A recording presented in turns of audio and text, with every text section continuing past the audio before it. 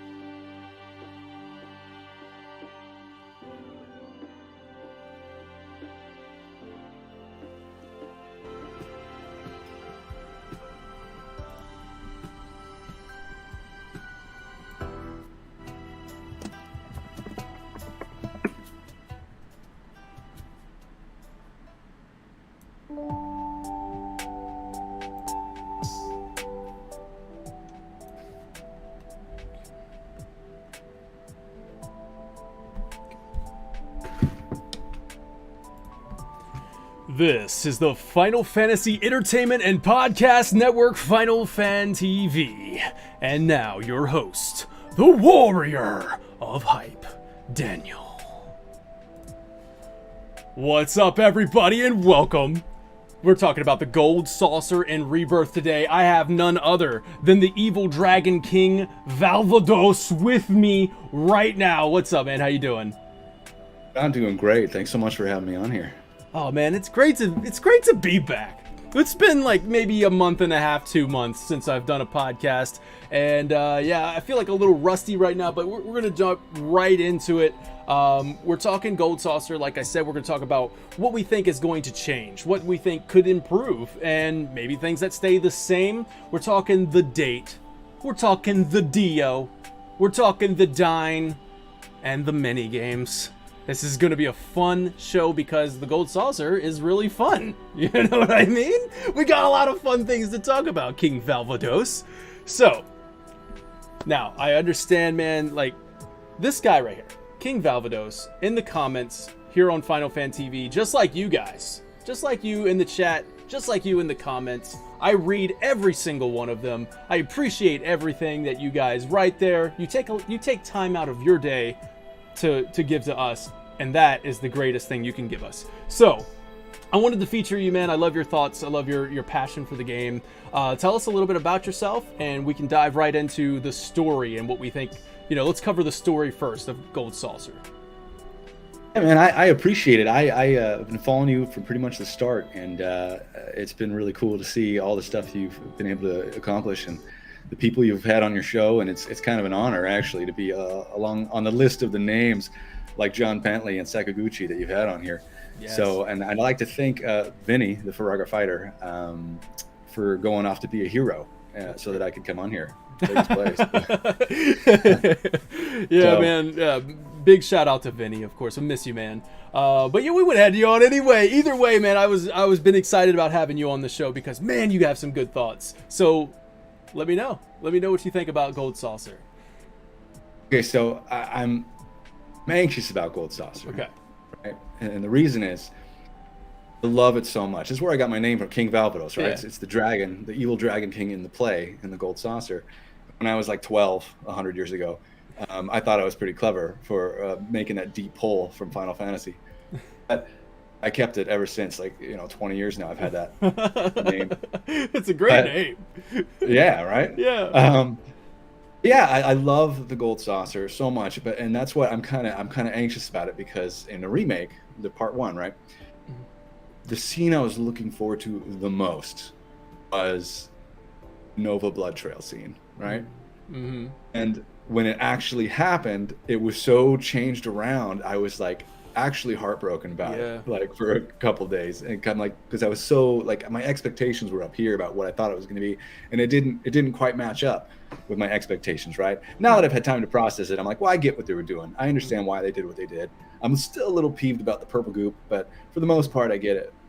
But kind of now going into this like, oh, there's so many scenes like in the Gold Saucer that I can't wait to see, but I'm a little worried they might not Mm-hmm. like exist anymore, right? Because like, especially now that the whispers are dead, we think. Right, we think. Yeah.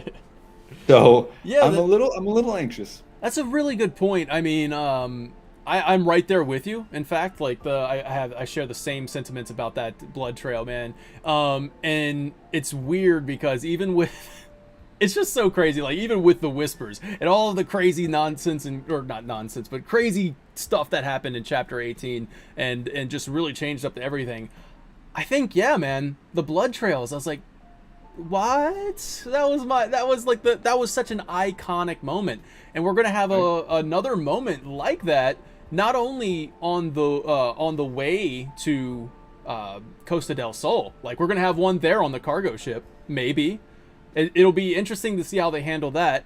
And then there's another massacre. I mean, I'm telling you, like this game, I've always said that, and people like kind of question me a little bit, but I'm like, Final Fantasy VII is a rated M game, like wrapped in a teen rating, like disguised, masquerading as a teen rating, and they were able to get away with a lot of stuff back on the PS1, and I think Because little remake, little blocky characters yeah, and remake you has get away with. proven that they just can't get away with that anymore. They had to change a lot of stuff, and the blood trails was one of them that just, whew. But yeah, I mean like. And then we're also talking about rather than it being Sephiroth massacring or Genova, there's going to be guns. Like these are bullet holes, right? It's like so.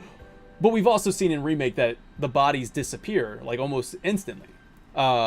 So will there be bodies laying around on the floor like when you walk in? How will the party know that there's been a massacre? Well, there has to be some. Like, is it just going to be bullet holes in the walls? Like, oh, there was a massacre here, Like, but there's got to be bodies. There's got to be blood, right? Well, I think there's going to be blood now, right? I think I Hmm. think someone saw somewhere there's going to be blood in Rebirth, or at least an intermission, right? Intermission Like did show a his little bit. face. Yeah, a little Yeah. bit. Yeah. I'm hoping they amp it up a little bit. I'm not even like big on blood and gore, but Mhm. it needs to set the scene and the mood, right? Yeah. And yeah, but that being said, like I'm anxious about the Gold Saucer, but I'm like really stoked about the Gold Saucer, and I'm trying to keep my expectations low, so I'm not super disappointed when they completely change it, if they do, right? Mhm. Um, but I'm just going to assume, for the sake of discussion, that let's say they keep most of it, right? They don't change too much of it. Yeah. When I think of the Gold Saucer, like usually the first thing I think of is like, this is the theme park, Yeah. all theme parks, right? I can't think of a theme park in real world or in all the fiction that like measures up to a Gold Saucer, right? Mhm. And the setting is just like this like big old skyscraper mushroom tree, whatever it is, right, in the desert. It's got lights, it's got colors, the music just slaps. I love the Gold Oh yeah, Saucer man. theme. And like all the games, there's such fun games and stuff, and that's usually what I think of when I think of the Gold Saucer. Maybe the date scene. Mhm. But I just played it again, original. I just played it this week in preparation for this stream, and I realized like, wow, there's like some important plot moments Mhm. happen in the Gold Saucer. Yeah, on the first Thank visit, you. yeah, right? Yeah, the first Yeah. visit is loaded. It's almost like the I was going to actually bring this up is like I think I guess now is a good time to bring it up, but I was going to say that I think this Rebirth is going to follow the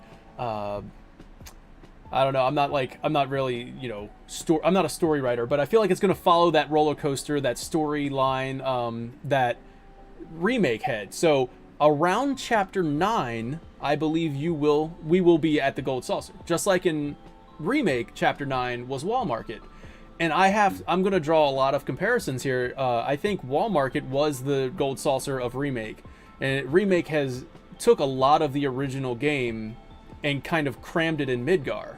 A lot of like, maybe it was subconsciously and you just didn't notice it the first, but they're basically the flow of the original game is crammed into Midgar, and the Wall Market experience is the Gold Saucer experience. And you go there for the battle arena, right? Yeah, you got you got the battle arena, you got the Coliseum for Wall Market. You have so much other stuff going on. It's like it's really a mini game hub with the the squats, the chin ups, and all that other stuff.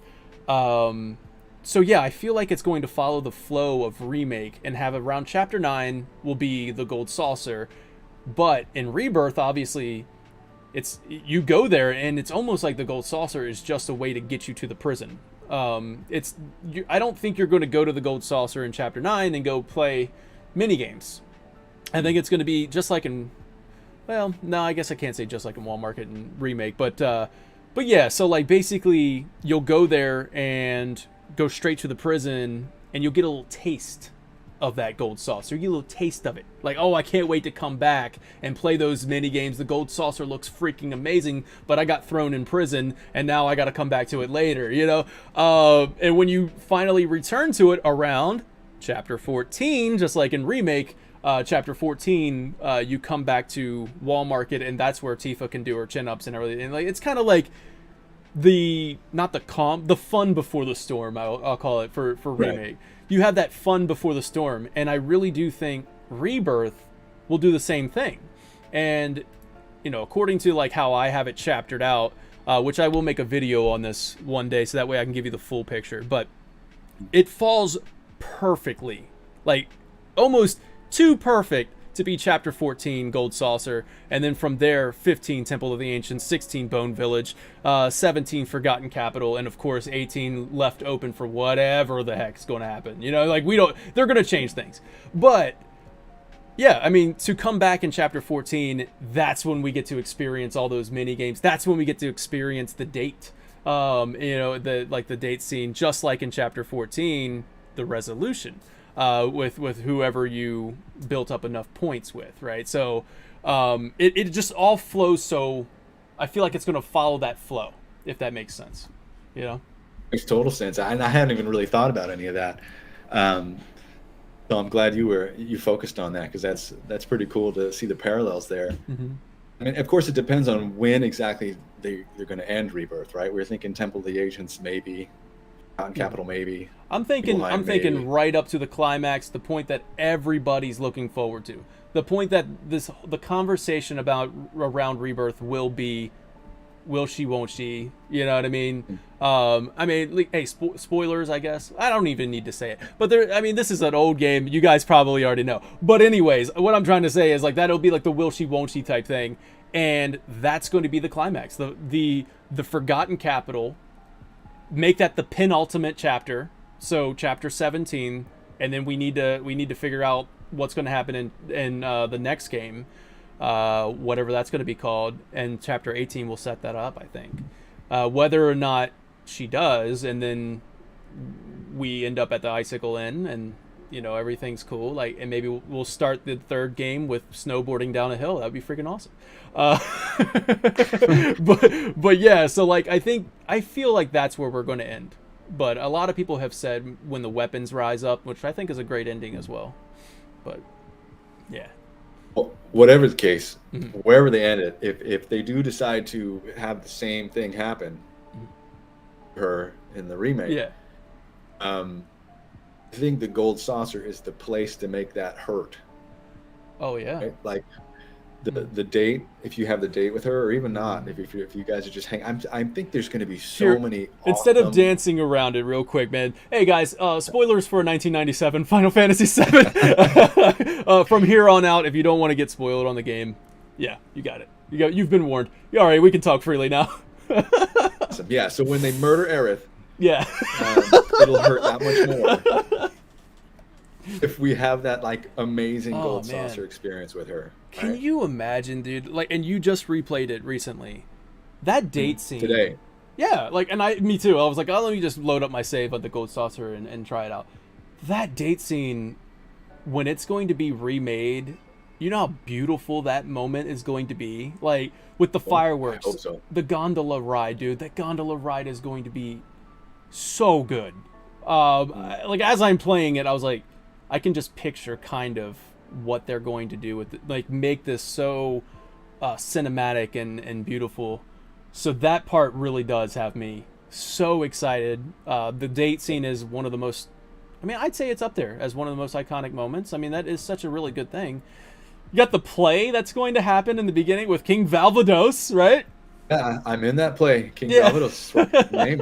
Which is going to be fantastic, man. Like, so I feel like, and I don't know if they'll show the stage presentation like they did in Remake, where that during Cloud dancing on the stage, and they kind of showed from the audience perspective, and like in original they kind of showed it from the audience perspective, looking at the whole play.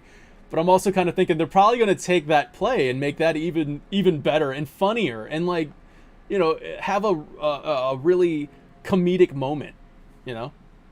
That's what I noticed today when I was playing through it again, is how funny the Gold Saucer is. Yeah. And, When you first get there, it's real serious because Barrett goes off the rails, and you're that's like, true. there's a massacre, like you said, and it's like, oh my God, did Barrett do this? I And wonder if they're going that to can keep be really that. cool. Yeah. Yeah, I hope so. And this is what I mentioned it earlier. They could change everything, and I'll be sad. I'm going to admit it. You know, I have faith that I'm going to enjoy whatever they do, but hope they keep some of this stuff, right? But yeah, Barrett comes in there. He think he's killing everybody, and that could be, it's just a super cool character moment with Barrett too. Like before he goes off, when he's just getting all angry because he just saw the town all destroyed. Yeah. And then you see, and the characters are starting to question, like, oh my God, did Barrett do this? Is this really, you know? And I'd be super excited to see how people like Tifa would react to that. You know, because they're gonna, if they give it the remake treatment where they expand everyone's dialogue and they really, like, you know, make it more deep and flesh out these characters more, I think there's some just awesome moments in the Gold Saucer. Yeah. But it's more serious when you first get there and Barrett goes off the rails and you think he's killing everyone. Then you go down to Coral Prison. Yeah, I mean, then you go. the massacre, then, yeah, Coral Prison. Like, you literally walk in and see dead bodies all over the floor. You have one of the receptionists, like, cowering in a corner, and then they lock you up and throw you in the jail. Like it's so serious in the first time. Yeah. Then there's the whole scene with, what is it, Dine or Dean? Oh, I've always called him Dine. I've always called him Dine. Me too. I could be wrong. Me too. The scene with Dine, that's like super serious, right? Yeah, that's gonna be a heart-wrenching performance. I'm so excited to find out who voices Dine. And then John Bentley's gonna do incredible with that moment. That's gonna be another deep moment for Barrett. Like, yeah, man, that's gonna be so good. That Dine, obviously, his hand, you know, he talks about how his hands are stained. He just murdered like an entire city almost, and he talks about how he wants to keep murdering. He talks about how he wants to go back and kill his daughter so that way they can all be with their mom, her mom. It's heavy. Yeah. And dark. I mean, I don't know how they're gonna do the dialogue there. I really do hope they keep a lot of the adult stuff, like these very deep themes. I really do, and it really does.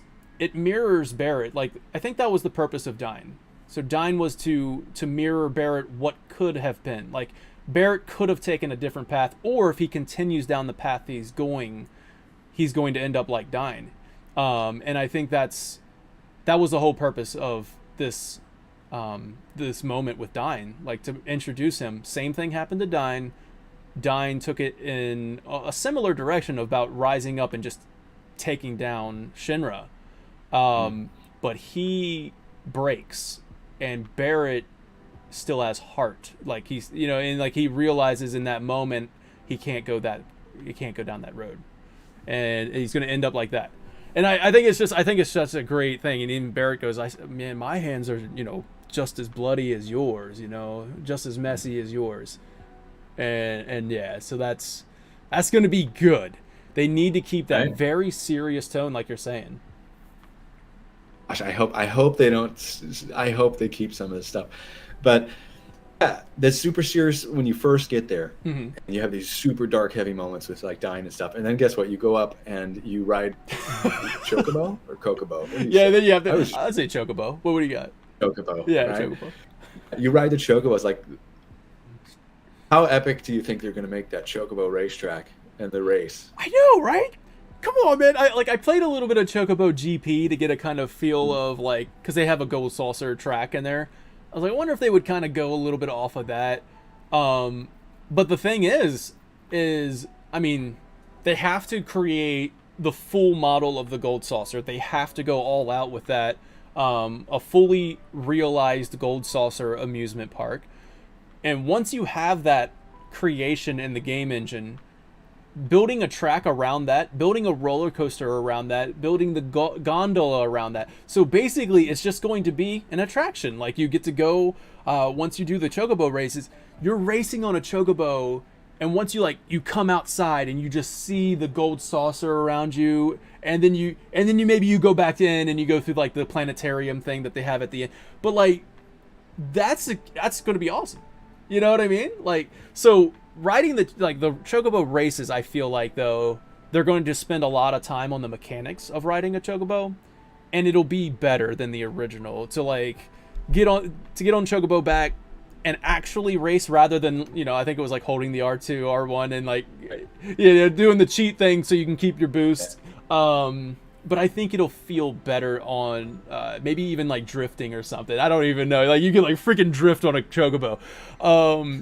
But yeah, like that would be. I think that's going to be really good. That they have to spend time. We're going to talk about mini games soon, and a lot of the mini games, it's like, yeah, they're not going to obviously spend a lot of time on a basketball mini game because it's not part of the real game. But Chocobos are going to be a very important part of the experience, and they're going to really have a refined control system for it. I'm really excited about Chocobo racing. It's one of the things I feel safe being excited about, right? Like, I feel like no matter what crazy stuff they do now that the Whispers are dead, we're gonna have Chocobo racing. Yeah. Right? Yeah. They gotta. We got to, man. If Come they on, don't, we're gonna riot. Yeah. Can't take that away. That is a huge thing. And I've even talked about it in my what to expect Chocobo farm video. And I was talking about, like, I think Chocobo breeding is going to be a big part. Not only Chocobo breeding, but like Chocobo customization. Like, maybe you can roll up in there with your own custom Chocobo that you have by name, and now it feels personal because you have your Chocobo that you've equipped the saddle from First Soldier. You take those assets that you get, like, oh, I got a cool saddle, a cool whatever that was called on the Chocobo's head, like a helmet type thing, and it's your Chocobo, maybe different colors, like and yeah. I think they have potential to really make the Chocobo racing the best mini game at the Gold Saucer, and something that you want to keep coming back to and returning to, because you hopefully have to get Knights of the Round and stuff like that. So, but yeah, so like, I think when you asked how cool do you think the Chocobo racing is going to be, I think that's one of the most exciting things about this. I think, yeah. We're going to be betting and gambling on them. Hopefully. Yeah, dude, that would be something. Like, do some like horse racing bets, like horse derby. Oh man, yeah, that would be good. I actually have another idea that I'm going to come back to, but yeah, so you Chocobo race immediately following that really deep, heavy emotional scene. You Chocobo race, you win a dune buggy afterwards, and then. That's not your first vehicle, because I think you get the tiny No, you get the first one. This is the first one you get. So this will be the first time you get a vehicle, if they keep that in Rebirth. And from there on, we can like kind of fast forward so we can get back to the Gold Saucer. But you basically go find, you go to Rocket Town, you get where the Keystone is. It's back at the Gold Saucer. Let's go back. So you go back to the Gold Saucer. At the Rocket Towns where you get the tiny Bronco, you come back, you find out where the Keystone is, you go back to Gold Saucer. And this time around, we're chapter 14 of Rebirth. I'm pushing it. It's chapter 14 of Rebirth. We come back. This is the calm before the storm. This is the fun before the storm, because we're looking for the Keystone. It's it's a good moment to have levity. It's not like, I mean, right after Rocket Town, maybe Wutai, but that's not even that deep. That's not that heavy. That whole thing. It will be a little more expansive in Rebirth, I say, but yeah, like you have this moment of levity that you can have before you find out it's time to go to the Temple of the Ancients, and that's where things are going to go. You know, it's going to start building up to that climax again. Right. So yeah, I mean, this is a moment, and it's also part of the world exploration moment. Like Chapter 14 should be where you can visit all the locations that you've been, save for the northern continent. You shouldn't be there yet. You can visit both continents, go around, do some side quests, go get your chocobos, maybe get a mountain chocobo, river chocobo, not the gold chocobo yet. Yeah, like we'll save that for part 3. But you should be able to do all these things and then enjoy the gold saucer at your leisure. I think that's what struck me today the most when I was playing through it again, was like how carefree, like you said, a moment of levity. It was like so perfectly timed in the original, of being able to just relax and kind of like enjoy the characters and like have fun and not worry too much about the end of the world. Yeah. And I'm so looking forward to that. And like I said earlier, one of the things that struck me is how funny it was. So I went through all the date sequences. I didn't go through all of them. I didn't have You'd time have to play restart. the entire game. Yeah. I did the main one, Tifa. That's what I do. And then I went to YouTube and watched the rest.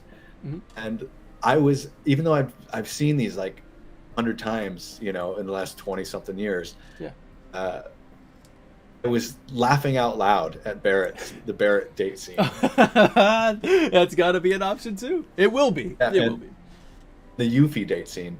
Oh my god! Laughing out loud when they're in the gondola, right? Yeah. And she like plants a kiss on him, and she's like, "Say something," She's like so nervous and flustered about it. It's hilarious. I don't know how they're going to handle. I don't Yuffie, know though. if they're going to do it. Yeah, like up until like, I don't know, it was a few years ago, but I went a long time without even knowing you could take Yuffie. Like I didn't even know that was an option. So that was kind of interesting. I don't know if they'll keep that. I mean, I don't think I don't know. Well, they'll see how they do it. It's easier to get away with the polygons. Yeah. And I don't know what the culture is in Japan, and then like what 16, the age of consent is. She's and like all that. 16, right? I think she's 16. Yeah. Cloud's He's like 21. Cloud's 21. It's not that big of an age gap, but she's underage. That's the big thing. Right. But other than especially that, here in the West, anyway. Yeah. So I'm curious how they'll handle that. I hope they keep it kind of, because it was so funny. I was just laughing the whole time. It would have to be delicate, kind of how they were with the Cloud in Walmart. Cross-dressing Cloud did a good job of that, right? It's kind of they had an opportunity, or they had space to really screw that up, and I think they did a good job with it. Same with the Yuffie date, and even the Barrett date scene. I feel like there's room there for them to mess it up, but I hope they can do it, and I hope they keep it, and I hope they can do it right, because I was laughing out loud down in here in my basement all by myself watching that scene. And you can during the date, you're even given the option. It's like kiss the princess, kiss the dragon, kiss the king. Like it's like they got to keep these things for Rebirth, man. Oh man. Yeah, it's such a great moment to have some fun with it. And like in the really cool thing is that gondola moment actually does have some really good character development, like a really good character moment, like character interactions. Obviously the Yuffie one is just meant for comedy, but like Aerith and Tifa both have a really heartfelt moment with Cloud there, like, and like just kind of like how we had with Remake. There's a very heartfelt moment with both of them, and like I was actually thinking on the spot right now, but it seemed like almost the roles were reversed, but I guess not. But with the original game, Tifa's with Cloud, and obviously has something she wants to say from the heart, and she wants to say it to Cloud, I guess, you know, she's like, timing is everything and all this other stuff, and she wants to say something to him, and then she's interrupted, and then after that she's like, oh, nothing, I didn't have to, you know, it was nothing, and then Aerith, she basically is like, you know, I want to get to know the real you, like I want to, you know, not who you have this facade almost, right? She wants to get to know the real Cloud. She's, I guess, basically fallen in love with the real Cloud rather than being reminded of somebody she used to know type thing. But it was like, it's a really, really heartfelt moments between both of them. And then you have the most heartfelt of them all, Barrett and Cloud together. Like that one's going to be great too. That's going to be fantastic. Because they showed that they're going to do it, I feel like, because they did it in Remake where you can have a resolution with Barrett. I think they're going to do it in Gold Saucer. And I hope they keep the humor, the bromance there, man. Yeah, he was so weird. He's like, Cloud, shut up, man. Don't make it weird, you know. Yeah, don't make it weird, man. Why are we riding this gondola together? It's gonna be great. That bromance. I also wonder if, you know, I hope they keep Yuffie, but maybe not because of aforementioned issues. Could work. Maybe they add in Kid. Oh my god, dude! What? Right? What a gondola ride that would be. That'd be hilarious. He was falling asleep in the hotel though. He's not gonna make it. Sounds like another thing. Like Vincent goes up, is like, hey, we should probably get back to the rooms and stuff like that. And like Sid is just falling asleep during the where Cloud's trying to explain everything that's happening, and Sid's just sleeping. But yeah, like there's potential here to really make some funny moments in Rebirth, because it's going to get very, very serious right after that. But yeah, like, so as far as the story goes, that's the end of, oh no, it's not, I'm sorry. Right after the date, right after the gondola scene, you're making your way back into the station, and there's Kate Sith. As you know, you just met Kate Sith. We kind of skipped over that. Katshi, yes, Katshi. Whatever his name is. I hope somebody calls him Kate Sith in the game. It's Katshi, you know, like I want him to get like corrected. Literally for 25 years, I keep everyone else's name now, but I always change his to Doofus. It fits so well. Doofus. Hey, insignificant. Doof, get back here. Nobody cares. Yeah. Like, just all these names. Yeah, I mean, like, and that's another character that I think Rebirth is going to absolutely nail. I think it's going to be a surprise. I think it's going to be a surprise hit for a lot of people, because I think, well, like I said, spoilers, but I think Reeve has more emotional drive in Remake already, that I think they're going to kind of go with his confliction. Like, they're going to really showcase that through Kate Sith or Katshi. Yeah, I think they can really make him shine, which is funny, because a lot of people are going to laugh at me to say, like, oh yeah, you're going to make Katshi one of the best, and I'm like, you wait and see. But anyways, you meet him. Oh, what's up? Yeah, I wonder if they're going to spoil it. Like, if they, because in Remake I noticed they kind of spoil a few things for you. Like Ketchi, I wonder if they're going to, if you're going to know who it is. I hope not. I hope they keep it a mystery. I mean, most of us know. Yeah. For the new players and stuff. Yeah, I'm just curious, because there's a point where you like hate him, right? Oh yeah. Because he's like, he gives up the keystone, and then.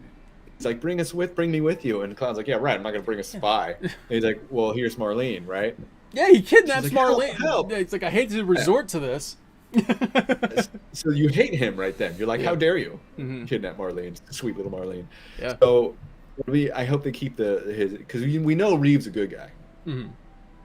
So I hope they keep that a secret still. Yeah, I mean, that will be interesting to see how that plays out. We've already seen Ketchi in one of the most confusing moments where Platefall, and we just see this cat just banging on the ground as a Platefall. Very serious moment. But there's a cat. Like, I can only imagine people who've never played the original before, like, what? So then, They've already spoiled it then a little bit, right? Yeah, I mean, Forgot. at that point, you have to imagine if you're a new player, and anybody watching this, if you were brand new to Final Fantasy VII and you played Remake and you saw the cat pounding on the ground in a very emotional state, just no. Did you go look that up? Wait a second, who's this cat? I gotta know. And then you know that Reeve is Keiichi. So I think it's kind of like the cat's out of the bag. The pun. See what you did there. You saw it. It could be that they just completely change it anyway, right? Mm.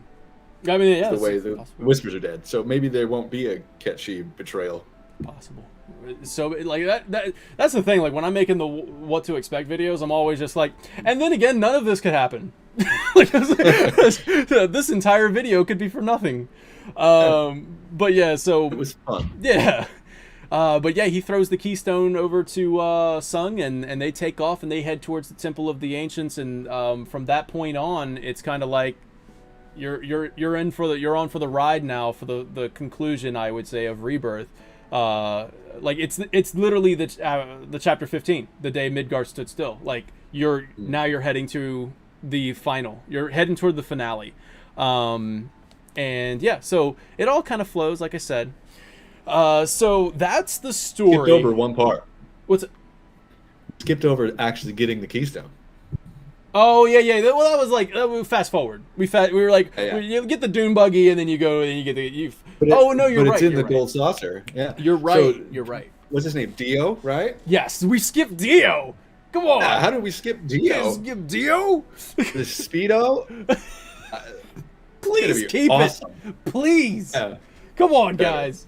Keep that. Keep this whole humor, like all the humor. I always found it funny that there's just like he has like this ancient keystone relic just like hanging in his showcase in the gold saucer. Mm-hmm. Yeah. I'm curious if they're going to keep that. I mean, look, man. I mean, I hate to keep talking about the video, but nobody really was. I'm sure nobody's like, "Oh, Mithril Mines, I got to look that up." But hey, I did a Mithril Mines video, and I talked about how the guy, the weapon seller, is. I believe that he's got a really important story in Rebirth. And I think it's just crazy that I was doing this research on Mithril Mines. It's literally like 2 screens. And then I made this video that was like 20 minutes long because I was like, there's more to it, guys. So the weapon seller, he knows he has, first of all, like, and you watch the video if you want the whole context, but like, basically he has the Cetran scripts that allow somebody to make them invulnerable to all things magical and physical. It's Aerith's final limit break. It's the Great Gospel. He has that locked in a wall safe. He knows what it is. And then he knows about the keystone. He knows the keystone, and he's like, "Oh, I sold that." It's like I didn't want to sell. I begrudgingly sold it or something like that. But the guy kind of had that better not mess with him or better not say no vibe. And like, so why did Dio want it? Why did he seek him out? I don't know. That's a good question. But the weapon seller is the main focus here for me. I'm like, this guy, he claims that it's all bogus. Like when you talk to him, he's just like, "Hey, don't believe it, man. Like I told you not to believe it. It's a temple of the ancients. It's not real." But it's like, if you don't think it's real, then why do you have the Great Gospel in a wall safe? Why do you know about the keystone? And how do you know that there's like I think he even knew about the key of the ancients, like that was in the submarine. Maybe, I don't know. But like I'm like, dude, how do you know all of this? Guy? Yeah, who are you? And I had like theorized. I was like, maybe he inherited that stuff, and like he's like maybe he inherited, but and then he knows about destruction magic. He's like, I know who he is. Oh, who is it, man? Genesis. Shit. In disguise. The weapon sealer is Genesis. Always has been. Man. It's Genesis. Mystery solved. But yeah, he also knew about ultimate destruction magic. He was like, "Oh yeah, you know what? Come to think of it, the Temple of the Ancients is known to house the ultimate destruction magic, black materia." And it's like, dude, how do you know all this? Yes. Sus. Yeah. Super sus. Yeah. It's Genesis. It's Zack from the future. Zack to the future. And then you got the guy sleeping in the cave. He needed mithril. So like he knows that all that stuff is all connected. But he says he wakes up and he says, "Oh, I guess it was fate that I woke up and found you." I'm like, bro, don't say that word, man. Nobody likes that word. But anyways, there we go. So there's go watch that video, everybody, if you want some more of that. Yeah, but yeah, we meet Dio, who is this very rich person, I guess. He runs the Gold Saucer, possibly. Like at least he runs the battle arena at that. I think he might be the manager. Do we ever know that? Do we ever know that if he owns the Gold Saucer? Yeah. Yeah. Do we ever think find so. that out? Yeah, I mean, I like, don't know for sure, but I always assumed he was the owner of the whole thing. yeah, I assume that too. I assume he's very rich. He owns this amusement park, but he wanted the Keystone, and yeah, he locks it in his own personal office, so he's not putting it on display, at least not yet. So interesting question there. Why he would want that? I think Remake or Rebirth will probably address that in some way. Like, I don't think it's just going to be like, this is an opportunity for them to expand on the story. I really do think they would take advantage. Maybe they do something like the Shinra Mansion, where it's like the Shinra Museum, where like maybe part of the Gold Saucer, there's a like a museum area that you can walk through that have cool relics on display, and then he wanted the Keystone on there, I guess. Well, as his main isn't that how it is? I think you go to the battle arena and you like go into this room, and then it's up on this pedestal in this glass case. Yeah, I thought that was just his office. I assume that's his office. Yeah, I don't know. I didn't think it was like part of the Gold Saucer. But yeah, maybe something like that, where he has a lot of stuff on display and you can kind of walk through and like, ooh, cool stuff. Like, this is allegedly the, ancients, maybe he's like a collector of ancient artifacts, and like you get to see cool ancient artifacts up there, on display. That would be cool, because we got a little bit of a history lesson with the Shinra Museum about Shinra. It'd be cool to get like a history museum about like somebody who collects ancients artifacts. And maybe like Aerith can even make a comment and be like, "This is fake." Like like a lot of this stuff is fake. What is that? That was like Avengers. Thor? One of the Thor movies. Oh, yes, yeah. They're going through the relics, and she's like, "Fake." Yeah, fake. It's yeah. So that would be cool. Good question. Like, that's a good point. We got to know a little bit more about Dio, and just make that super funny and entertaining. But we got to impress Dio to get his Keystone. When you come back the second visit, he's like, "Hey, since you guys, did me a solid," and like he's really happy that Dine died. But like, since you did me a solid, you killed Dine. I'll give you the Keystone, but you got to impress me. And then you go into the battle arena. Yeah, you go into the battle arena and you fight a couple waves there. You're gonna get like, I wonder if they'll add the status elements, because they didn't do that with the Corneo Coliseum. Like, you didn't get to like carry over into the next round, I don't think. But that's obviously, when you want to think of the battle square, the battle arena, I really just say revert back to Corneo Coliseum. I think it's gonna have the same list of rounds versus whatever special round will be the Dio impression, like make Dio impress Dio, and that'll be the mission. You can do that, and somebody, let's see, I like to give credit. We're gonna feature our first final fan. All right, so I like to do this. This is gonna be something new. I thought about it in the 2 weeks that we were off, or 2 months that we were off, and I was like, hey, you know what, let's feature some final fans. This one's coming from Curadox. It says on Twitter, "Do you think we will have a specific race or explanation for these guys?" Talk about the Hell Riders. It's one of those. It's like a dragon, or I guess this one's a drake. It's like because it's on all fours, and he's riding this thing, and I'm like, he's like, who's that guy? Who's the guy controlling him? Is it just going to be somebody from the Gold Saucer? Like, is it that simple? Like, it's just a Gold Saucer hell jockey, just taming this beast, and now you have to fight him. He's a beast master. Or is there something more to it? Because you also have, I think in the Northern Caves, there's like somebody who rides a winged dragon. Like, who are these guys riding dragons? You know, I think that's simply called Dragon Rider. I could be mistaken. But like, who are these people? That's important. Like, are they Gi? Like, are they Gi tribe? What is this? Who are these people that are able to ride beasts? So that's something, because Hell Rider is one of the, I think he's the final boss in the Battle Square. There you go. Subtext says that they're Targaryens. Obviously, Targaryens. Please give the Hell Rider white hair, silver hair. That would be awesome. Just as a nod. But yeah, so, I mean, final round of the Battle Square, you fight the Hell Rider. Do you think we get a Hell House style battle for this thing? We better. Yeah. I mean, better have Hell House. I thought of a few other bosses that deserve the Hell House style. I never really considered the Hell Rider, but I was like, there is a importance here, and it was the final round of the Battle Square in the original. And I'm like, but I mean, what about? Oh gosh, I'm drawing a blank on the name. The freaking tank. Rhinoceros tank, Tricera tank or whatever. Yeah, something like that. That's a Hell House style fight, if you ask me. Yeah, like, absolutely. But yeah, so I think that's something that's going to be exciting to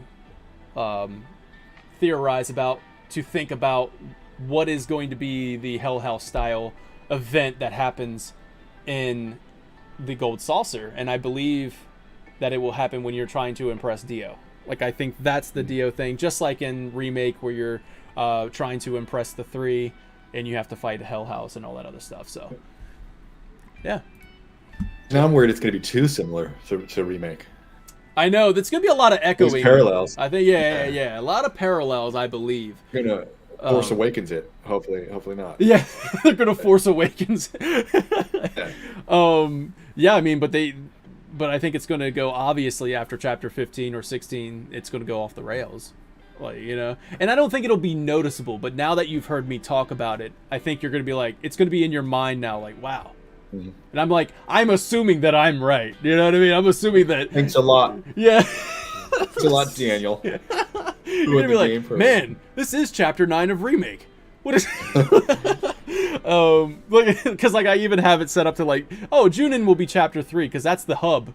Because like in Remake, you didn't get your hub zone to do side quests until chapter 3. You get to Junin around chapter 3, now you got a hub side quest. Do your stuff. You know, go save Mr. Dolphin. Or something like that. Better. Yeah, for sure. So there's so much to talk about there. I'd like to also go back to... Oh man, I'm so sorry if I pronounce your name wrong. Sia Valdini says that yay, can't wait to see your video. I would love to see the Ghost Hotel in Rebirth with Tifa being scared, Aerith being excited, and all that other stuff. How are they going to handle that? And then of course, Lee KD93 from our Discord also writes in and says, for me, the hotel. So this is 2 hotel. People were excited about the hotel, which is something I didn't really consider, to be honest with you. But now that I think about it, I'm like, that's gonna be pretty cool. And Lee, love the hotel. Yeah, Lee says, especially after all the ghost stuff from the train graveyard, I'm curious of what kind of crazy stuff will happen in the haunted hotel. I think it's the only place in the Gold Saucer that has its own music, right?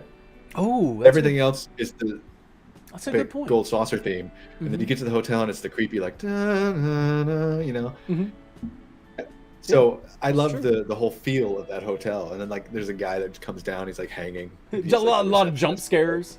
Yeah, Hangman, yeah. Mr. Hangman is your lightning going off outside the window. Yeah,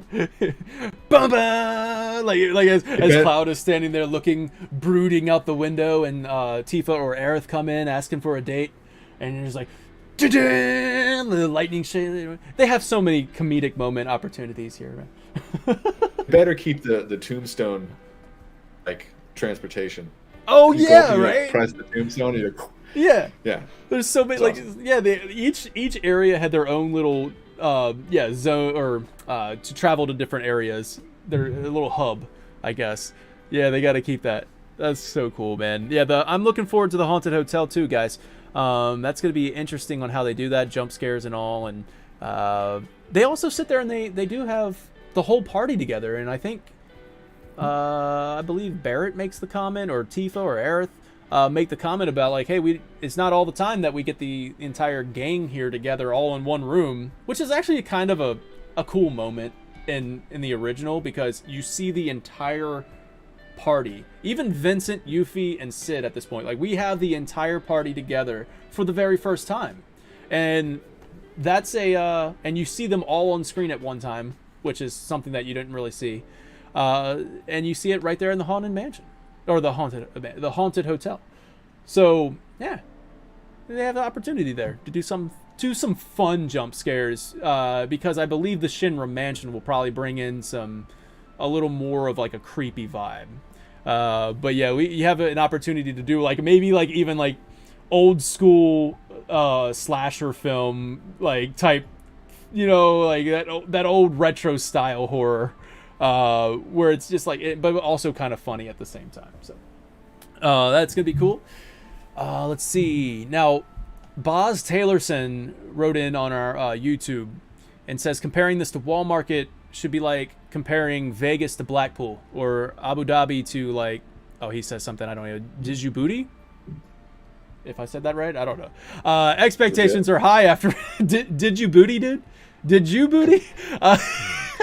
The expectations are high after remake. I hope to see everything. Now he's going to set. This is a beautiful segue, Boz. Thank you so much for the segue. Boz says, I hope to see everything. We should be playing Street Fighter 6 in the arcade. And the Mog story should be a full PS1 style RPG. This guy's got, man, Boz has got he's got some lofty expectations, but I love it. Also, would like to have he says every good game from prior Final Fantasy games. Triple Triad, Blitzball, Fort Condor. Here's hoping. Now, Boz. You just got to be able to play the entirety of Final Fantasy VI in the Gold Target. Yeah, we just want the entire. Just put the entire. Yeah, at least put Final Fantasy 1 in there. Just put it's not even that many megabytes. Just put it in the emulation in the game. Just do it. You can play all of Final Fantasy 1. I mean, like, to be honest, it would be cool if one of these games, and Mog Story would be a cool idea to have that PS1 style RPG to kind of riff off of that a little bit. I don't think it would be a full-on like 30-hour experience, but like, even though that's what it felt like in the original game. but yeah, I mean, like, it would be cool to have a little callback to some turn-based combat. Like, so you get in there and you get like little turn-based combat, you get top-down exploration, and it's just like a little an homage to the original Final Fantasy VII within Mog House or Mog Story, and that'd be cool. I'd like that. Great. I'm starting to worry now. Just like, are they going to be able to fit all this stuff? See, now we're talking like, so when we get into the mini game section, this is where I believe that they will be able to fit it. They absolutely have to have mini games. They have to nail it. And if you think back on it, they have already got G-Bike. Only thing they have to do is take the mechanics, the entire thing that they've worked on from Remake, and maybe switch up the stage a little bit. Maybe you're not riding down the Midgar Expressway. Maybe they can switch it up a little bit. Maybe you can, or maybe it is the Midgar Expressway, but it's going to be interesting on how they spin it and make it cinematic like it was in Remake, or will they not make it cinematic? Like, obviously you don't need Whisper saving you, from the collapsing expressway. You don't need this kind of stuff, the big motor ball at the end. But yeah, like, it depends on how they approach G-Bike, because they already have the mechanics. It's already there. So I have a good feeling that that's going to be fine. That's going to be really fleshed out in a good game. And then after that, we go back. I think darts will return because we're taking the same vibe from the original Final Fantasy. 7, and you have pretty much all of the story games that you played in the original Final Fantasy 7 ended up at the Gold Saucer. Pretty much all of them, the mini games, like the snowboarding, G-bike, they all, and even the torpedo submarine thing, they all kind of come back as like, hey, you can return to play these mini games.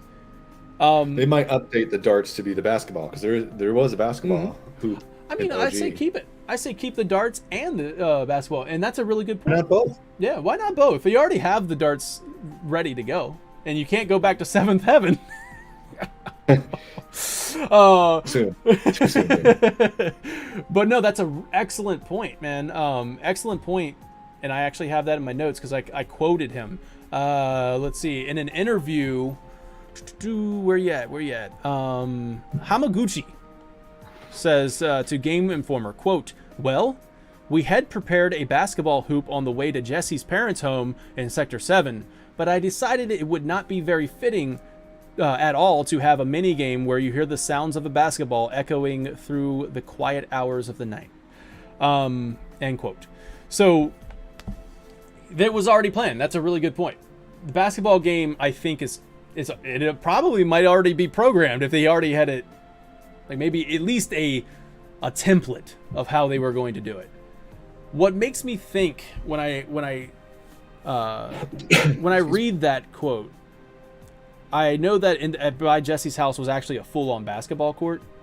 So it makes me think, okay, will you be able to dribble the ball around? Will you be able to move around the court, take shots from different angles at the hoop?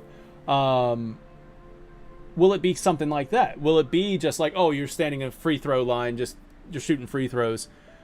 But I think what would be really exciting is to do. God, I know I'm getting kind of greedy. I'm like my boy Boz over here.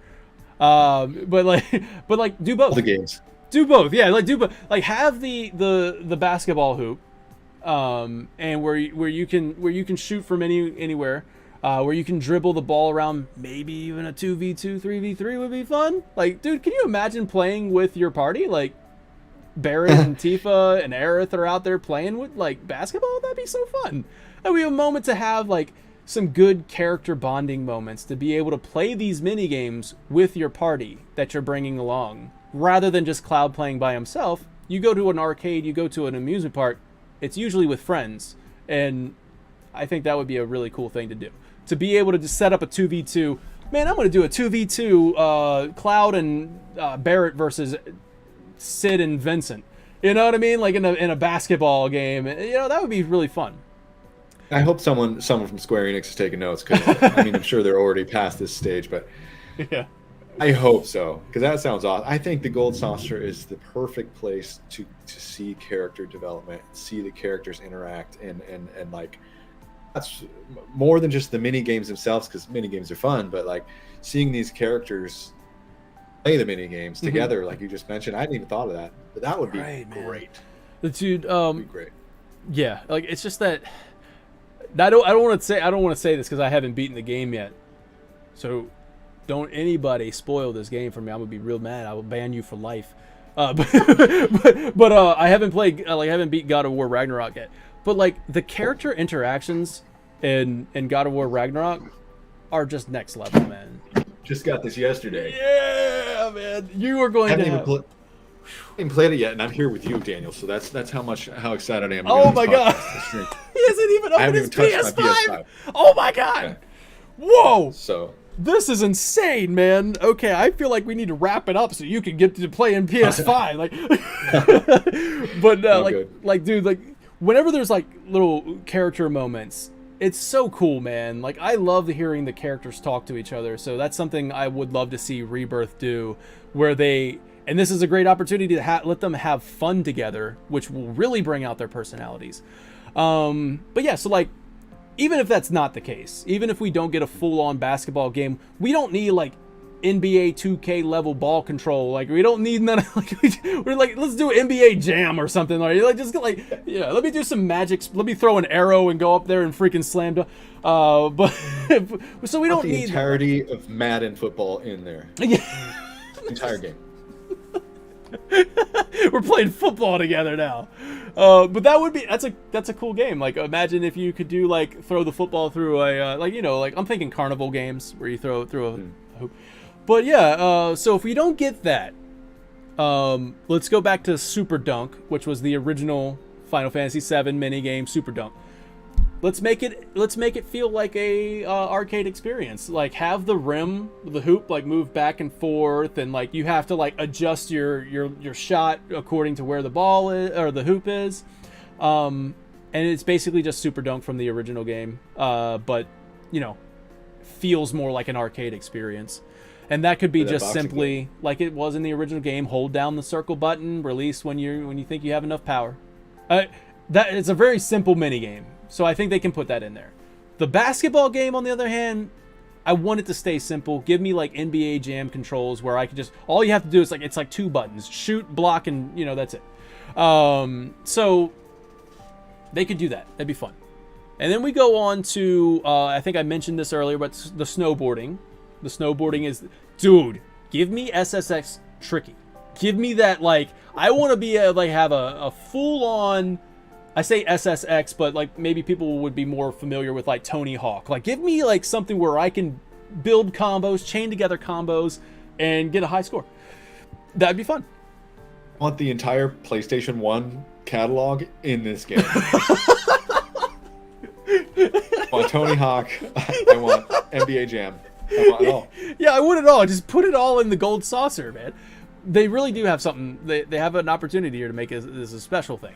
But like I said, I feel like nothing I've said so far is out of the realm of maybe the 2v2, 3v3 thing. Probably not going to happen. But I don't think the Super Dunk with the moving basketball hoop is a problem. I think that's actually what's going to be.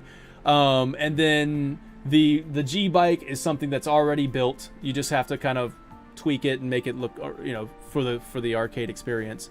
And I mean, for Moghouse, yeah, I thought it would be cool to do a little homage to like the top-down RPG style turn-based combat. Wonder Catcher, I don't believe needs to be in. I don't know. It's just a completely random game. It's like, I think it's like the claw game that goes down. I don't remember that one.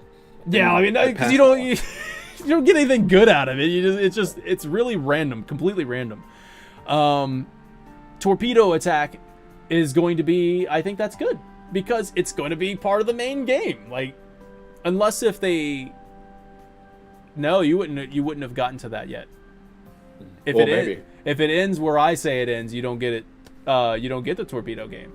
Changing things around, so we don't know. We don't know. Maybe it's you got to have a reason to go back to the gold saucer in the third part. Like, we'll add more mini games. Like, the gold saucer has renovated. Maybe there's an area of the gold saucer under renovation, and it's like, that's where my torpedo game's going to be. But for now, you get your Super Dunk, you get your G-Bike, you get your, maybe your PS1 style mini game, you get your darts. That's what they did in the OG, didn't they? You can't, the submarine game's broken when you first go there. Out of order. It's already been done. It's already been done. I think the snowboard one, it's playable, but there's people on it. You're right. Yeah, you're right. Okay. So you're right, but if that's the case, then we're missing 2 really important games. We're missing the snowboard, and then we're missing 2 Torpedo Attack. But hey, you got to have something to be excited about for Part 3. And we'll allow those games to be played in Part 3, or I don't know, it's DLC, because I have a suggestion for you, King Valvados. I have a suggestion for you. I mean, we didn't talk about Arm Wrestler, but I feel like I do have an idea for Arm Wrestler. Boxing one. That one's pretty sweet. Now, Boz says that it wants a full-on Street Fighter experience. I have something that can flow right into that. So we're talking, let's go with the Arm Wrestler. Let me get that out of the way real quick. I think we can use not haptic feedback, but we can use the adaptive triggers that you're going to experience soon. As soon as this interview, this podcast is over, you can play your PlayStation. But like on the PlayStation controller, they can tighten the triggers, right? Perfect for arm wrestling. Like, so as you're as I use an Xbox controller to showcase a PS5 thing, but like the trigger will get tougher. So as you push down on it, you can maybe like I'm imagining there's a bar and you have to keep it centered with wherever, like as the arm is going back and forth, you have to keep it center, and you have to like pull too tight, not too not too far, not too less, at least whatever. I don't know what I'm saying right now, but I'm just paying attention to my controller. But you guys get it, right? So you have to kind of keep it steady, and then you're battling them, and then you just you bring them down. You know what I mean? That's arm wrestling, all done on the R trigger. But that's all I got. It's better than just rapidly tapping O. Right. Yeah. Now, when it comes to the fighting game, guys. You know what I mean? Like, this is a Squaresoft fighting game. Let's bring it kind of back to that. Or give me like a very bare bones fighting game. Like it doesn't have to be a full-fledged game. Like, mini games don't need to be fully fledged like video games. But a fighting game would be fun to like kind of have your character versus another. It's a side 2D fighter, and yeah, that would be fun. Now, what flows perfectly into that is my idea that I've been talking about for a very long time, and you might even know it's coming, but I can't help it. I gotta talk it. We can't talk Gold Saucer without talking about it. Multiplayer. Oh. Now, this is something that I would be understanding if they don't have Torpedo and they don't have snowboarding, but they include a multiplayer aspect. If we're talking online multiplayer, Mario Party style mini games, like where they're not fully fledged games, they're just fun little party games. Talk about going to an amusement park with your friends. We're talking Final Fantasy 14 does this, right? But now you've turned, like Square Enix would have turned the Final Fantasy 7 Rebirth into partially a live service game. And I know that if Square's listening right now, they're like, ooh, wait a second, money. You know what I'm saying? Because now you can buy customization for your Gold Saucer attendee, not Cloud, not your main party, but you create a Gold Saucer attendee, and now you have a multiplayer hub that you can go literally just hang out at the Gold Saucer after you beat Rebirth. Long after you beat Rebirth, you're going back and you're playing the Gold Saucer, and you're back there, you're having fun with your real life friends, right? You're playing online, you're playing the Street Fighter-esque fighting game together. You're like, buddy, skipping down, you're skipping down the Wonder Square together. Maybe you can even ride the gondola together with your friends. And you're just having a good time, man. You're playing the fighting game together. You're doing the 2v2 basketball now. You're playing each other 1v1 at the basketball game. You got the G bike, maybe 2 people on the bikes going around, and now you're just buddying up. You got maybe even throw in that triple triad that they were would like to throw in some old Final Fantasy games. Bring in the triple triad. Why not? Do it. Maybe it's double triad. Or no, I'm sorry. the double duo. I don't know what to call it, because you had like Tetra. You had Tetra Master. Maybe it's the double master. You know what I mean? We got to go down a notch. But anyway, bring in a card game. Bring in a card game that you can play with your friends. But I think multiplayer, this is just too good not to be a thing, right? And it sounds amazing. I think it's a pipe dream. I don't think they'll do it. But I wish they would, because it does sound really fun. And if they're gonna do that, they might as well just have multiplayer combat the whole game too. Oh, and dude, we're talking the battle arena. I've already thought this through, King Valvados. I've thought it through, man. We're talking battle arena where you can do cooperative multiplayer. I choose Cloud, you got Barrett. We got another friend that's coming in as Red 13. And we're taking down super bosses together. Think about the strategy involved. You have to be communicating with your party at all times. You'll have to be like, hey, I need somebody to cast Cure. I don't have that equipped. Where's my Cure? Like, you need to do that on your next ATB bar. Like, don't use your other attack. Let's do this. Think about the strategy of taking down a boss in Final Fantasy VII Remake or Rebirth as a multiplayer. Taking down Tricera Tank. Taking down the Tricera Tank as a group. That is just incredible to me that it needs to be done. Because you don't even have to change. You don't have to change anything. Everybody's individually controlling a party member. They have to individually worry about their ATB bar. And you need to be able to communicate what you have equipped and like go in there and fight these super bosses. God dang it. I'm putting this as a separate video so that way more eyes can get on it. Who's the director for Rebirth now? Nomura passed it to who? Hamaguchi. Hamaguchi. Okay, so you had Sakaguchi on here. Get Hamaguchi on here. Yeah, come on, man. Let him know. I have faith in you. You can pull that kind of. I will try. I will try. Man. If I get to go to E3, I will search for him. If he's there, I don't know. But yeah, so that's what I'm saying, man. That would be incredible. One thing that we haven't talked about, there's actually I think two things. Yep, I see you subtext. I'll get to that in a second. So another thing we haven't talked about was Fort Condor from Intermission. What an incredible like board game RTS that was. Like, haven't played it yet. That's Got my right. PS5 underneath. That's the right. desk. You haven't played. He's like, yeah, I haven't played it yet. Intermission. I'm still talking to you, but all right. Yeah. But yeah, no, I'm excited. I remember being worried about it because I'm like, does this mean there's no Fort Condor, like a real Fort Condor? I think it's a preview to the real Fort Condor. I think, I don't know, man, maybe, but it's really well done. I really like it. It was made into like this board game style in the world of Intermission. It's not spoilers or anything. It's just a really, in that world, in Midgar, it's a very popular board game, which makes me think, let's have a game room set up and at the Gold Saucer where we can bring in Triple Triad, where we can play Fort Condor at tables, right? Like where you sit down at a table and you challenge everybody to, it gets progressively harder, you know? Reminds me, when I was going through the Gold Saucer, I ran into Johnny, the OG, right? Mm-hmm.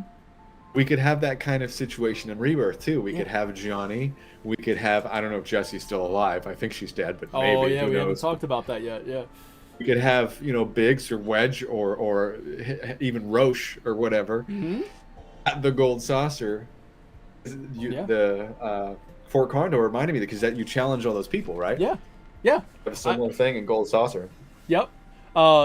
Exactly, and they can be at the Johnny will be the the novice battle. You just go in there, you go. This is your tutorial fight against Johnny, not tutorial because you've already probably played it in Intermission. But like this will be your beginner level, and you move on to the next table, and you kind of get progressively difficult and more difficult. Multiplayer, you can play against each other. What? You know what, dude? Can you imagine what you will imagine once you play it? The board game style RTS versus mode. Come on, Square. I'm making this a separate video. Like I gotta make it separate from what we talked about story, and then I'm gonna separate it into mini games. Actually no, wait, I'm streaming live on YouTube right now, so it's all one. But man, for all those sticking around, you guys are getting gold. So anyways, man. We go back to Subtext, who talked about the roller coaster. We didn't talk about roller coaster. The speed thing where you like shoot lasers. Yeah. I actually didn't do that on my last playthrough this week because I couldn't get enough GP. I didn't have time. Yeah. The GP because it cost. I hope they could do away with that, by the way, or make it a little easier to get GP. Mm-hmm. No, it's a pain in the OG. I'm going to beat this dead horse. All right, I'm just going to freaking mud hole stomp it into the ground right now, King Valvados. Let me tell you about GP and how they can handle that in a live service game where you can buy a season pass, just like in the game, where you can buy a single pass or a lifetime pass. Imagine 30,000 for 30,000 gil, but. Let's talk about maybe they give you a live service season pass. Hey, here's your season of content for the Gold Saucer. You're gonna get like cool little outfits to wear and everything. Do not, the Square Enix. I hope you're listening because I know your like ears are percolating and you're like, oh, I love this idea, right? This is good stuff. But do not try and sell like outside of the pass. Don't be greedy. Like we've already spent $60, $70 on the game. You can give us a season pass, right? Give us a season pass where we get cool content through a season, or the lifetime pass where we get all future content passes for the Gold Saucer for Rebirth. But anyways, don't sell us a $30 outfit. I don't want to see that. I don't want to see it. But yeah, but that was my idea about GP would literally be the the money that you like, the in-game purchases that you earn, like in-game currency that you can buy separate from the pass with in-game currency, not with real money. You can use your GP to buy other things, cool things from those little machines. I don't know. In the original game, you buy items and even Omni Slash at one point with the GP, but yeah, I mean, like, I just hope it's more fun to get the GP. Like, yeah, right now it's like grinding. Yeah, like if you have these mini games that we were talking about, King Valvados, if we got these mini games that we're talking about, especially multiplayer, GP is going to be super fun to earn. You know, especially like if the basketball game is actually, you know, I wouldn't say actually fun to play because I actually went to Super Dunk. That's how I got all my GP anyway. Like every time I would go get GP, I'm always doing Super Dunk. But yeah, like that would be fun. Like the basketball game is a 3-point challenge where you're going around the hoop. That would be fun to do. I used to do those all the time in like those old school NBA games, like the 3-point challenges. Yeah, and then you maybe if it's not a multiplayer component, maybe you can still have your friends list high scores.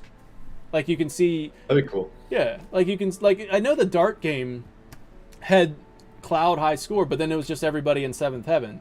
But it would be cool if those names were replaced with your friends, like your friends' PlayStation IDs and stuff. Really cool. Yeah. So if you can't do full-on multiplayer, at least give us a scoreboard to compete against our friends through that. But yeah, I mean, like that makes GP fun to earn, so that addresses that concern, hopefully. But yeah, that was just me saying I don't even remember the speed roller coaster thing. So yeah, you played it recently. So the roller coaster thing, I really do feel like they can kind of share. Like it's Unreal Engine, so let's go share assets and share code with Kingdom Hearts Gummy Ship. You kind of take that in there and you get that like rail shooter experience, but just put it on rails rather than what you're able to fly your Gummy Ship. But like something like that, where it's a rail shooter, like that's what the game is in the original. It's just a rail shooter, which is hopefully. I mean, I'm not a game designer, but I think they could probably make that happen. You know, like just put a rail shooter. The hard part is developing the Gold Saucer fully realized, right? Like once you have that, why not show it off with a freaking roller coaster ride? You know, like through like and just. There's this freaking amazing Gold Saucer as you're just riding on a roller coaster, shooting, like a rail shooter type thing. I hope that the PS5, the upgrade from the PS4, don't really know much about hardware and stuff. I hope it's significant enough to be able to cram all this awesome stuff into this game, because I'm having a hard time believing that we can get all the stuff I want to be in there. Yeah. Gold Saucer you got. There was Junon. Okay, yeah. Okay. So you're talking about like all these places. Mm-hmm. Yeah, I mean, so where do you hope the game would end? Oh, goodness, where I think and where I hope it might be two different things. Where would you hope? Where would you hope it would end? There's only 3. Right? There's 3 parts. Yes, there is only 3 parts. That's confirmed. Honestly, do it a few different places. There's Nibelheim. There's the City of the Ancients. I prefer that they do whatever they have to do to make sure they make this game as good as it can be. You know, and what I mean by that is like, I want Rebirth and Revenge or whatever the third one's going to be. I want them to get I want them to get the remake treatment, because the Midgar almost to a bad degree. They had to fluff it a little, right? Because they had to fill 40 hours with just Midgar. They really expanded that and made it awesome in a lot of ways. Yeah. Aside from some of the fluff that I didn't much care for, but the way they went into Avalanche and Jesse and Biggs and Wedge and Wall Market, and how they expanded it and made it so much cooler. I want the rest of the game to have that same treatment. But the problem is that they had to do that to Midgar to fill out the game. Now we have too much stuff. There's not much room. And so I'm a little spoiled by what they did to Midgar now, and I'm hoping that they have enough room to make the other places as cool as they made Midgar. I'm like worried because I don't know how much the hardware can handle it. It's more of like the development time. They say that they're moving really, really far along with it. I don't doubt that the PS5. Like it just depends on how big that just creates a very big file. Like if they have the time to do it, they could probably do it all in one game. If it's like 200 hours, the PlayStation 5, like hardware wise, I think it's good. It's just the time it takes to develop a game. So when you get the good news is they already had so much of it developed. Yes, exactly. So the battle system is in place. I'm sure they're going to kind of iterate upon that to give you a newer experience while feeling familiar. But yeah, I mean, like the combat is in place, the graphics are in place, everything's good. Now you're just building assets. You're building the gold saucer. You have to build the cinematics and everything around this, but the core gameplay is in place, and that's why I think the development time has gone a little smoother for them. They say. They said, I think they even said they're done, or not done, but like they're already working on part 3 a little bit. Like they're moving right along with this. But the thing, like you're trying to, like what you're saying is that, man, if they're going to cram all of these cool mini games that we're talking about, my freaking multiplayer component, they're like somebody from Square Enix is like, hey, I love it, but no. Come on, man. We got bugs. I can't focus on this. What are you doing? But yeah, so like to cram all these mini games, to not have the submarine, to not have the snowboarding, I think that will help. You don't have to worry about developing a really, tight sealed gameplay experience for those games, because that's part 3. And you can worry about that for part 3. But to give you the mini games that you've already gotten, like darts, maybe even throw in the squats, why not? And kind of like throw in these games that you've already developed for, throw in games that are easy to make, like you're basically just shooting a hoop. Hold down the circle button, release it when you think you have enough pressure. I think that can be done. I don't think we're asking a lot here. I think Boz Taylorson might. I love it. Hey, thank you so much for your comment. I'm not making fun of it, but I mean, I think that's awesome to have lofty expectations for that, right? Like to really want an incredible experience at the Gold Saucer. It's one of the most iconic places. But I don't think we're asking for too much if it ends at the Forgotten Capital, like I'm thinking. Because if it ends at Nibelheim, you don't come back for a second visit to Gold Saucer. Right. Yeah, but then again, you only get the serious Gold Saucer. You don't get the fun Gold Saucer. You only get the serious. Yeah, you have to wait for part 3. You're like, man, it's taunting me with how fun it looks, and now I can't do it. But yeah, so like, I do think we're ending at the Forgotten Capital. I'm almost so set on that. I'm so confident in that. I will probably be wrong, but like, I'm just so confident in that. And it's just like, if it ends at the Forgotten Capital, I'm thinking about, man, that's a lot of content. When people say that they want to go to end where the weapons start coming out, I'm like, guys, now you're introducing a snowy place. So now the developers have to create a snowy area. They have to create the icicle end. They got to do snowboarding. They got to do the northern cave. They got to do the whirlwind maze. That's a whole chunk of game that you need to create. But if you keep it tight, what's left over after that? After the weapons come out, like what else is there to do? That's the thing, right? So like, if it ended at the Forgotten Capital, you would then begin part 3 at the snowy area, which right off the bat, you get something new.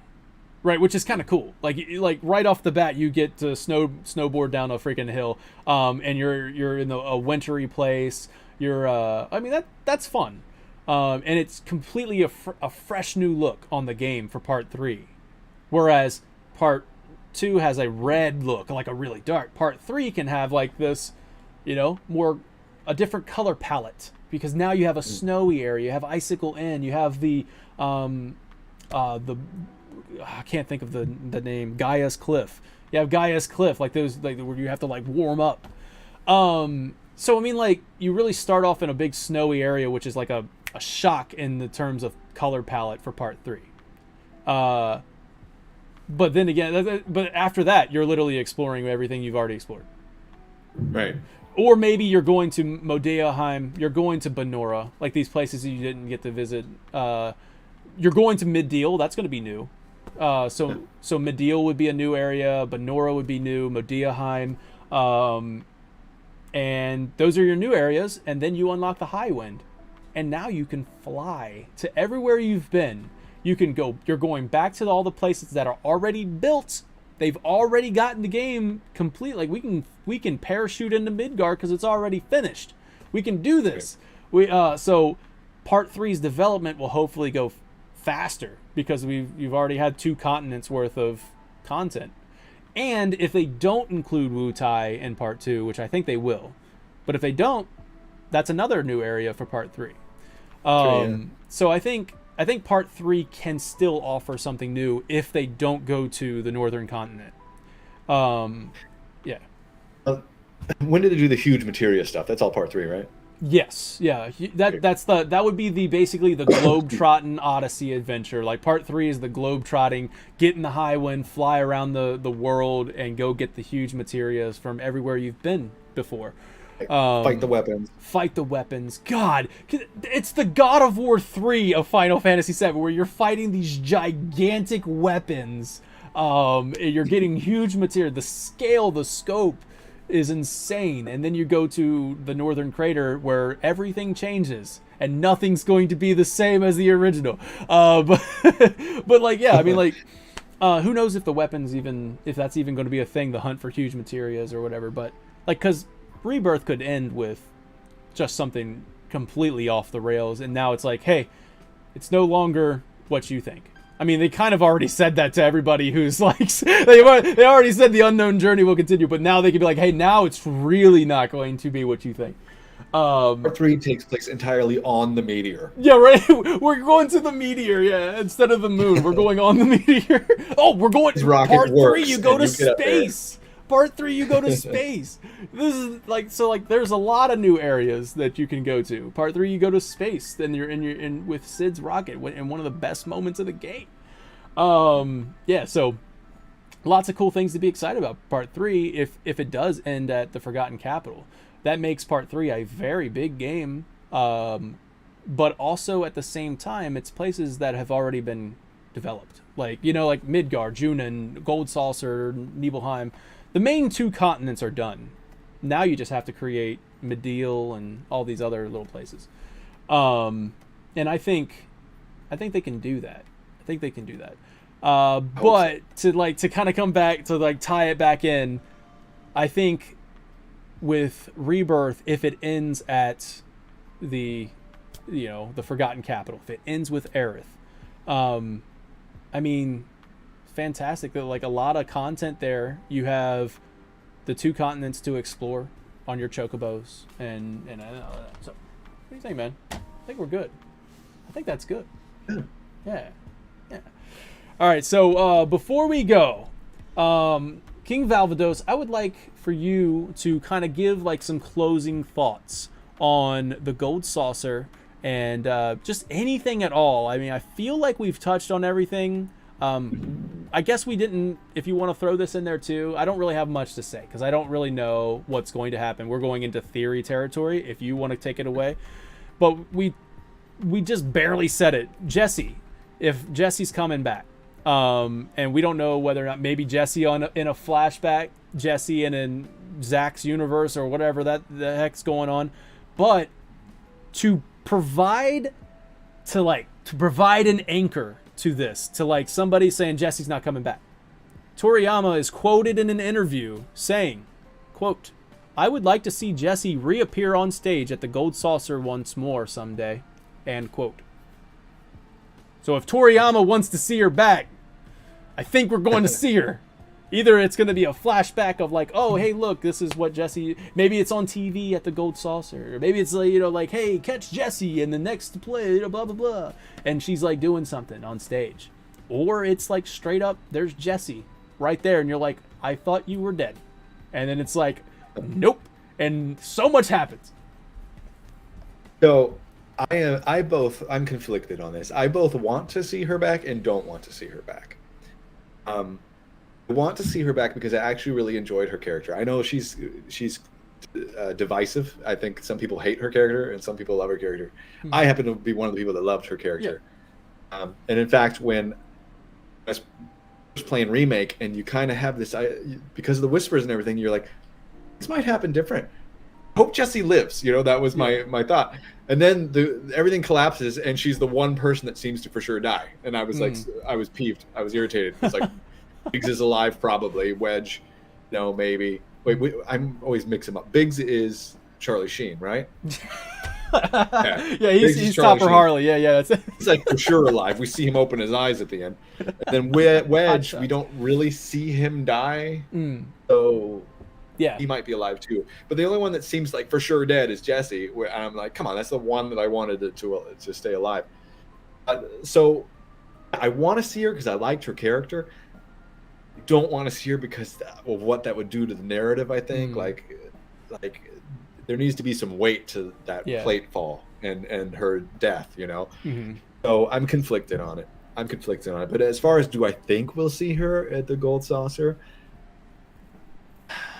after that quote you just read me, I think maybe yeah. I don't know if it's because she survived or because we're in a different timeline or like it's like if wonky. Zack visits the Gold Saucer or something. I don't know. Like we're not even considering Zack at this moment. Like he might go to the Gold Saucer looking for something. Cloud and Zack can go on a date in the gondola. There you go. That's it's possible. It's like old times. Just like old times. So really great points there. I agree with you about that. I don't necessarily. I never really thought that. I hope anybody lives. Like they're not that big of characters in the original game, and it wasn't that big of a deal. But I was like you said, like to that last little part where you're like, there needs to be a weight to that.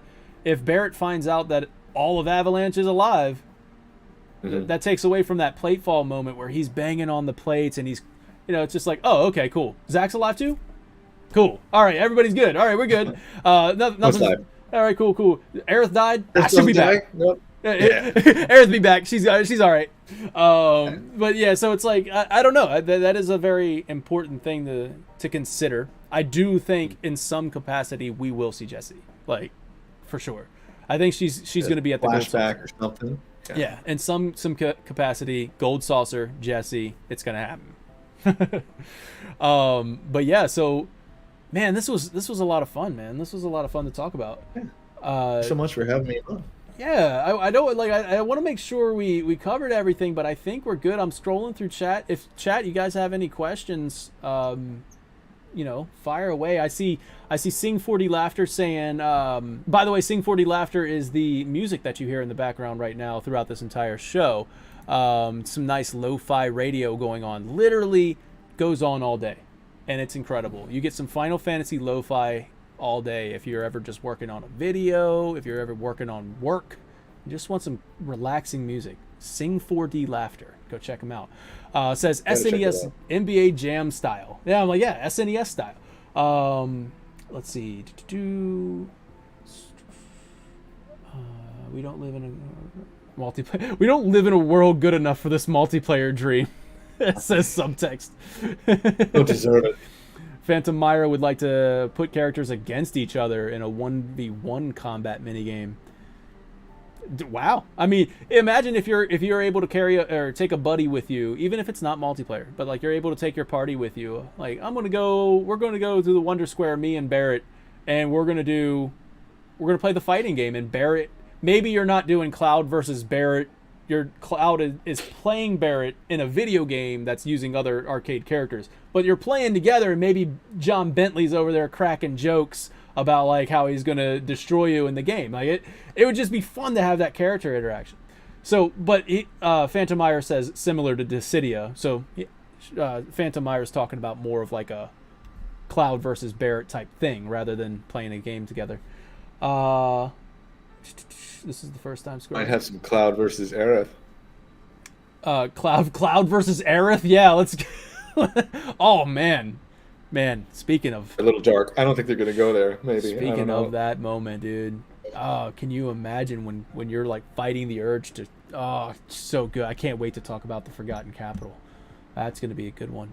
All right. Subtext says, any thoughts on how they'll do all of the wild settings for each of these squares? Gold Saucer is so over the top that even the Final Fantasy XIV Gold Saucer doesn't feel like Final Fantasy VII one. Yeah, I agree. The Final Fantasy XIV Gold Saucer, to me, was almost too big. Like, it was almost too expansive. Like, you had to run like a mile to get to the next minigame. I think it needs to be tighter. It needs to be, I want to go to the battle square from the Wonder Square. I just want to go to my hub, jump in, go. So I want it to be kind of close quarters like an arcade when you get to the mini games area, and then go to the battle square and you see that building sitting up on the top of the stairs. Oh, that's gonna be cool too. So you just run up some stairs to get to it. Chocobo Racing, the same thing. So like how they're gonna do all the wild settings for each of the squares. Like I guess you mean by like it's so many different, I don't want to say biomes. Like so many different like atmospheres. I don't know. You know what I'm trying to say though. But like you have a haunted house. You have a Chocobo Racing like big shiny building with neon lights on it. You have a castle for the battle square. You have I don't know, man. A lot of stuff. So it's a good question. Biomes, yeah, I couldn't think of anything else, but yeah, so there's a lot of different like things they'd have to make, like assets, but I imagine the haunted house, they would take assets from Nibelheim, the Shinra manor, and then like I don't know where they grab castle stuff. They'd have to create their own castle stuff.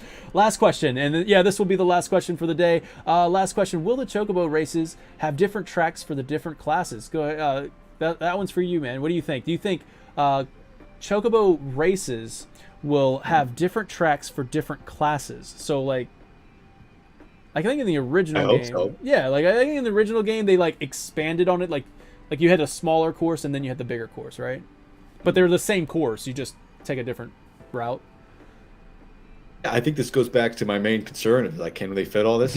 Yeah. Do they have time? But yeah, absolutely. I think they should. Yeah. Yeah, I mean, like, be awesome to keep it fresh, right? Mm-hmm. To have new environments every time you race, because it can get a little dull racing over and over again, try to get the Chocobo to win. Yeah. Environments to be pretty sweet. That would be pretty cool. I agree, man. And like, maybe even like have it. I don't know if they want to do that, but I'm just like, if you have the assets, do it. Like make a track in every square. like have the track go through. You have the haunted hotel track now. I do believe that to keep it realistic, I would say that it's probably one big track with multiple paths, and then they close off different paths for different classes as you level up your Chocobo. Mm-hmm. And then also maybe even like a more aggressive AI, like as you're leveling up too. So that makes the races different. Maybe have some shortcuts in there that wasn't in the original, like make it Mario Kart style shortcuts. Maybe I'm talking Square obstacles. Yeah.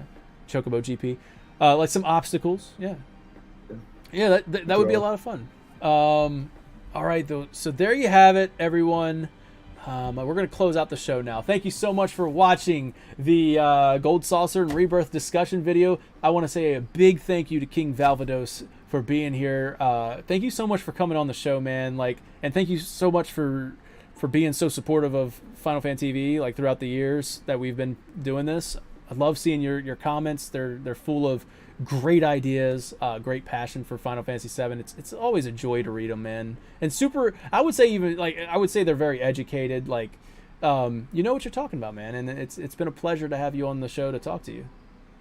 Well, thank you. That means a lot coming from the warrior of hype himself. It's been real fun to join, and I think this was super cool of you to do, so I appreciate it. Thank you, man. Awesome. It's been a great time. Thanks you to everybody watching. If you are just joining in or caught the end of it, it's on. You can watch the video on demand right here on YouTube. If you're on YouTube, if you're on Twitch, it'll be on YouTube, youtube.com/FinalFanTV. You might want to subscribe there because who knows what's going to happen to Twitter. And we're going to have, we'll be updating that. I do an update once a week to let you know what video's coming up and what I'm working on. I like to keep you guys up to date. I was super sick the past 2 weeks and wasn't able to even talk.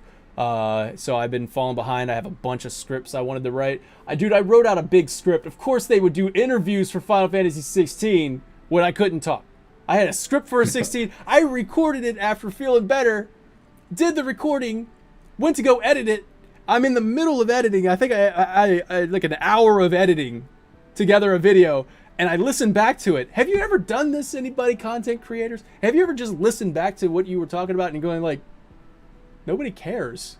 To yourself. to yourself. It's like, dude, stop. Nobody cares. This is old news. And then I'm like, I'm just going to scrap the whole video. Why post this? Oh. Man, it's all good. All right, everybody. Take care. Have a great night.